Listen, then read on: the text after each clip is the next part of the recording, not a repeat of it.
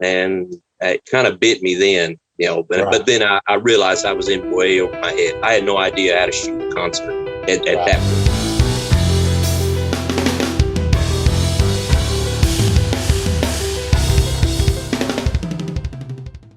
Hey everybody, this is Tony. I'm here at BT Media, and I'm actually in Tufa Studios, and we're doing another In the Trenches in our series, talking to people behind the scenes in the music industry, trying to get the skinny on what it's really like. So some people think it's glamorous. Some people have to be back there and actually find out that it can be just a crazy kind of time. Today, I'm here with Thomas Biggs. He's a photographer extraordinaire. He's shot just so many people. I thought it would be super interesting to talk to him, find out what got him involved in it and how much fun he has in it. And Tom, see, there I go again. We've already talked. Thomas. I'm going to just go ahead and say, and I might edit this out, but we don't know to call him Thomas or Tom. He's one of those Thomases on Facebook, Tom in real life. So I'm going to be Tom in real life. Yeah. Anyway, how you doing today? Pretty good. Glad you thought to ask me. I appreciate being here. I'm honored to be here. Hopefully I can get some stories that you might like and whoever might watch this might like. It's very cool. So photographer, how long have you been doing that? Before even, I'm assuming you didn't start out in film or, shooting all these rock and roll guys. No, actually. And I was thinking about that today when I was thinking about, I would say early 2000s, off and on for most of my life. Yeah. I'd had a camera taking pictures here and there. And somewhere along the line in 2003, 2004, I had a somewhat decent Sony point and shoot camera.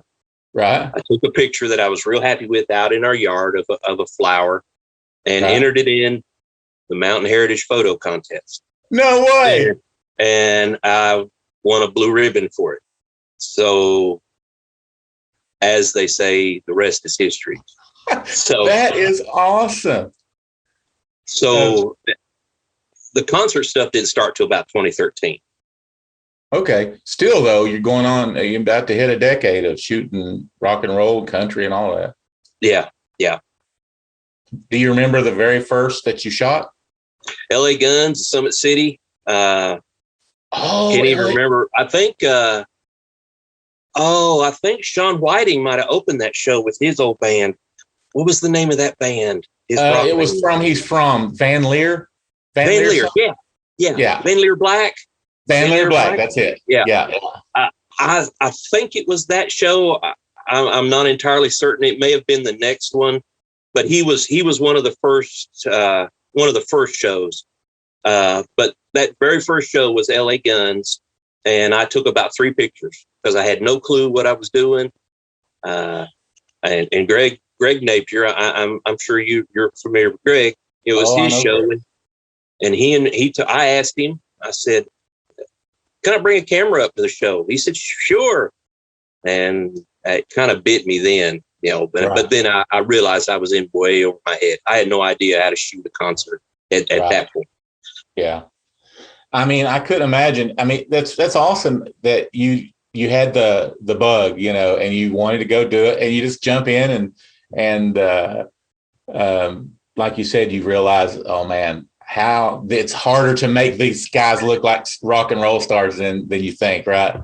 Yeah, it really is. And at that point I'd been shooting nature for 10 years. And it's completely different.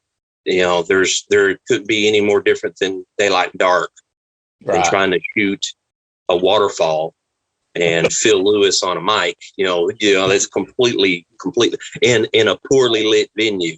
After your first, like you did LA Guns and you did that, were you like, oh man, I want to do this more? I mean, did it like catch on to you right off the bat, or were you apprehensive like, oh, this is hard? Yes and no. I thoroughly enjoyed it because I'm a music lover. That's always been, that's never been in doubt. But I realized that I was unprepared for concerts. But Greg had another one, and I can't remember the dates. In those days, he was doing them real regular. And I went back to another one, and I went back to another one, and I went back to another one, and then that's awesome. Yeah. Oh, that's pretty good. I always ask people, like, what is part of your job that you do that people wouldn't believe? And I was thinking about that with you today, because you're the only photographer that I've been interviewing in this series, and I've got a version of what I think your answer is, but like in the process of you having to. And I'm going to give some of it away just asking you a question, but in the process of contacting the arena and getting permission and getting everything set up, what do you do from the time you get to the building to the time you leave and people are like, wait, what? This is what, this is a rule, or this is what you do? Just with the Appalachian Wireless Arena. I'll use that because a lot of people that will watch this will be familiar with them. Yeah, exactly. Josh is who handles everything over there. If they have a band, luckily I don't have to contact them. Right. Josh takes care of it, and he'll contact me and say, "Hey, we're good for this show." Right. When I get there, I meet him. We sit around in his office till showtime. He takes us down to the pit, and then we shoot the first 3 songs. That's it. That's what I was going to say. People don't realize that, and it's across the board. I'm assuming. I've never heard anybody say anything else. But you're only allowed to shoot the first 3 songs, right? As a rule, very seldom does that change. Unless you've got a band that's that puts a lot of theatrics. In this moment is one in particular. In this moment is one band in tours past that will let you shoot the entire show because it's such a spectacle throughout the show. Right. So many costume changes and everything. That's the one that comes to mind as far as the national touring acts. Yeah. But then you've got the other end, you've got Tool. 1 song. Really? 1 song. But with their songs, their songs are 9, 10, 12 minutes long. So you can get your shots of the band. You can't get them of Maynard because he hides in the back in the dark. But well, that blew me away when I found that out too, because for a while at BT Media Group, I had a photographer come in and shoot. I've done it a couple of times just to get in the trenches and try. I'm always dabbling everything, so I'm like, well, I'm going to see if I can get a good shot. But that blew me away, and it pretty well across the board, like you said. You can do the first 3 songs. And what's your opinion on why you think that is? Do you think that they just want to be the freshest, or they don't want it to be preoccupied by you down there? I don't know. You know what I mean? I don't know. I think it's a little of both. Yeah. They're aware, the band is aware that you're going to be there for the first 3 songs. Right. And so they may or may not pay attention to you for those first 3 songs. Yeah. And then some bands, they're like you say, they're their freshest. They don't start sweating until the end of that 3rd song. Right. So, and of course you want to look good for pictures, no matter who you are. Exactly. And so, I guess that's just become the industry standard since then. I mean, I can imagine too, like Motley Crue. I mean, them guys they're pretty road worn. About 90 minutes in, they don't want any pictures of that.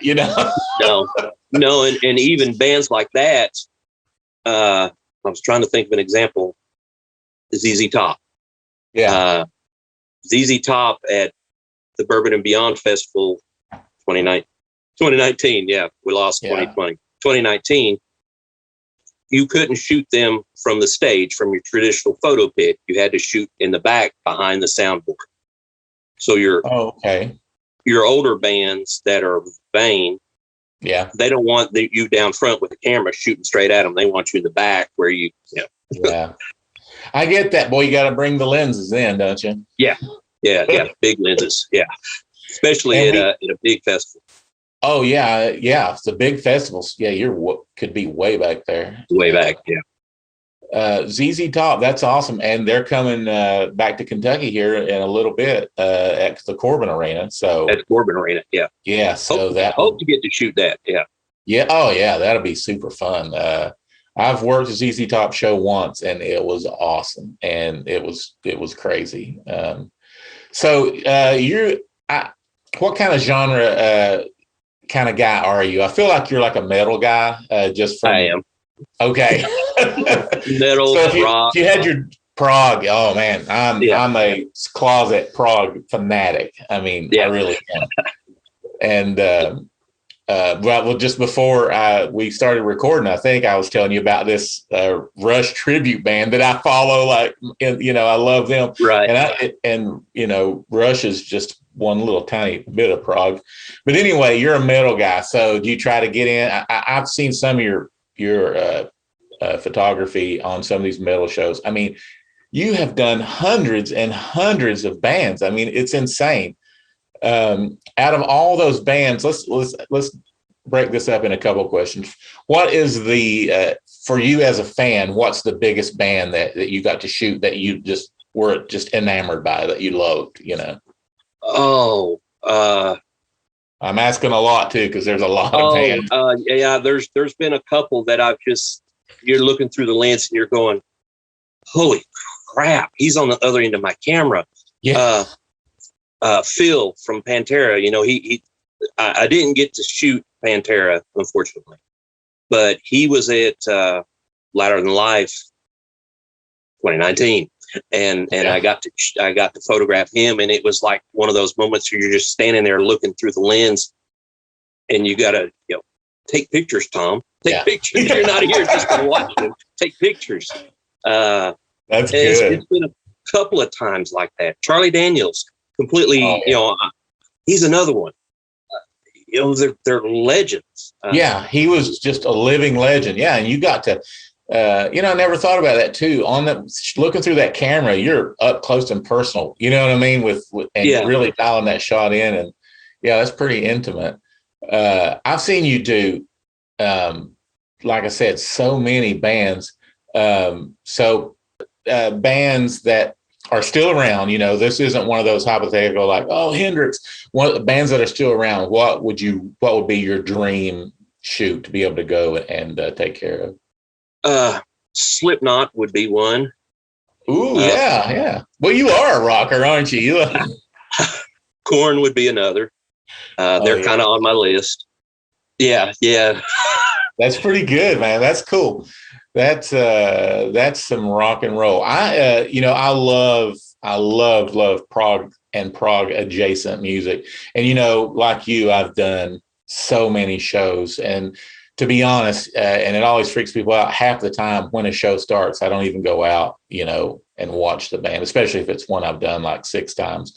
But we did Kansas a few years ago, and I went out front and sat down and just watched the entire show, just blown away. Because when I was a kid, wanted to hear those songs. I never thought I'd be able to hear them live.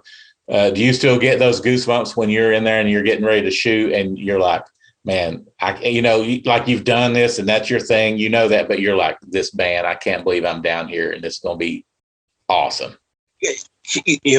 Believe it or not, and I'm not a huge fan, but Kiss was like that. Really? I did Kiss at Rupp. I think that was at 18, beginning of 19. I can't remember. And it was like that. Unfortunately, I couldn't stay. I have a day job, so I couldn't stay. It was at Rupp Arena, and that's a 2.5-hour drive back to the house, and then have to get up and go to work. So that's something else. A lot of people ask me, do you get to stay for these shows? I could, if I didn't have to work, get up in the morning. I'm not rock and roll enough to miss sleep anymore. Well, I mean, you do it. You shoot this for the love of shooting this, and for the love of music. It's definitely something that's in you, and this is just part of what you do. I love when I see those shots. You post on Facebook and those teasers, and you've shot some of the stuff in my band, and where all of us literally one time recently you sent me those pictures and I showed the guys and we were like, we are not that cool. What did he do? I know us. That is, and it's just so cool, to see how you pull that out of me. You what? The camera doesn't lie. It's what I saw. I don't know. We were like, man, that's awesome. That was really cool. That's cool. So I mentioned Facebook. Do you have a a photography Facebook page that you post things on and that kind of thing? Yes, that's TRB Photography LLC is what it is on Facebook. TRB. Okay, so everybody really should go and follow you and keep up with what you got going on. You're on Instagram as well. Probably the same thing. No. Yeah, I think it's got Kentucky on it too, because there are several TRB photographies. Yes, I know. I tried to tag you in something the other day, and I was like, "Which one is it?" There was a little confusing on there, but then I saw the Kentucky. You're right, the KY. Yeah, it's TRB Photography Kentucky. Yeah, that's cool. Well, Tom, do you think? Do you see? I mean, obviously you do it because you love it. Well, let's talk about gear. People are going to want to know. And you don't have to give away any secrets. But what kind of camera are you? A Nikon or Canon? That's the two, right? That's the big one. Yeah, Canon. I'm a Canon guy. Yeah, me too. And I have a full frame and a crop sensor. I carry two bodies. And I have a zoom lens and a mid range wide angle to mid short zoom is what I carry on both bodies, either body. I see you coming in there, man. You're loaded up. You look like a mercenary or something. You've got them all strapped in and they're hanging. And I'm like, this dude's ready to shoot some serious photos. Yeah, yeah. I bought that harness after I did Sonic Temple or one of the big 3-day festivals. Yeah. And I was carrying cameras on traditional shoulder straps on each shoulder. And it just wore me out trying to hold them cameras up. I said, I've got to do something different. And a lot of these other photographers that had shot these long daily, all day events had these harnesses. I made the investment in one. You're like, forget this. There's something to that. Yeah. And if you shoot in small clubs where there are alcohol being served, right, you're going to get bumped into by an inebriated person every so often that knocks your camera off and it hits the ground. I had that once, and the harness won't let that happen. They have to knock me down to do that. Yeah. Speaking of small clubs, you do a lot for the local scene. You go to a lot of people. A lot of different venues and on the local level and shoot some phenomenal stuff. And everybody's always, looking forward to that. How do you feel about and I say local because the regional music scene. How do you feel about the regional music scene? Do you think we're thriving at this point? We're doing good. Are you still impressed with the local bands that are, happening? Oh yeah. Yeah. And it seems to be, if I look at my schedule, at this point, there's probably 75% local, regional, not necessarily local, like you said, it's regional, of the bands that I'm eager to cover in the next couple of months. Man, that's so good. Yeah. And there's so many festivals popping up. Yeah. I think Festival of the Red is the next one at Red River Gorge. I think that's in June. I'd have to pull that schedule up. I can't remember when that is, but that's probably the next festival I'm doing before the big ones get going in the fall. Right. Very cool. Yeah. Festival season is upon us for sure. I'm sure you'll be there during those Levitt series that they just announced in Whitesburg, taking pictures. I hope to. In years past, I've done them, so I hope to. It looked like they had some serious headliners lined up for this. Man, Eric Gales, that's one of my guitar heroes. When I saw that, I was like, yeah, that's it. But the local scene really appreciates you, Tom, for real. So many people are always, they're asking, are you going to be around, or was he there to take shots, or they're going and everybody's just crazy and nobody really thinks about that. But we all are like, Tom's the guy that's going to take care, it's going to take these shots. And I wanted you to know that, because we all appreciate that you not only you can do Kiss and ZZ Top, but you don't mind coming down and making a bunch of goofy guys look pretty cool on some pictures. I appreciate that. I enjoy It's shooting passion locally. for you. Yeah, It's and because that's where I started, right. and these national bands just kind of, it kind of built into that. Right. Yeah. But yeah, I can tell that you're loving, and you're a big part, there's venues, there's media, which is you and then the bands. And without any of those, the whole scene suffers, and around here, we're definitely lucky to have you. So everybody needs to go follow you on Facebook. Keep up with what you're doing for sure. And on Instagram, I'll put the links to all that down below. But Tom, I really appreciate you getting on here. This is super fun. I've been talking audio all day and things like that, and to really bring in a part of the arts, and talk about in the trenches and doing the things we do. Appreciate you getting on here and doing this with me. It's super fun, and I think we're going to wrap this up, but I totally look forward to seeing you out there at some of these shows. And everybody needs to, when you see Tom carrying all that stuff, go over there and give him a pat on the back, because he is making everybody look cool. And believe me, none of us do. I appreciate that. I really do. And I'm glad you asked me to do this. I appreciate it. Hey, I appreciate everybody hanging out with me. And Tom, don't forget to check out all the other episodes. There's covering all kinds of different things from behind or in the trenches. And I want to say that better. Appreciate everybody hanging out. Let me try it one more time. Sorry. Hey, I appreciate everybody hanging out with me and Tom today. Don't forget to check out all the other podcasts. We're covering a bunch of things going on. It's very cool. Lots of interesting people, lots of interesting things to find out about. You can find all of that out on btmediagroup.com and on my Facebook. Tom, I appreciate everything, and we'll catch you next time. All right. Look forward to it.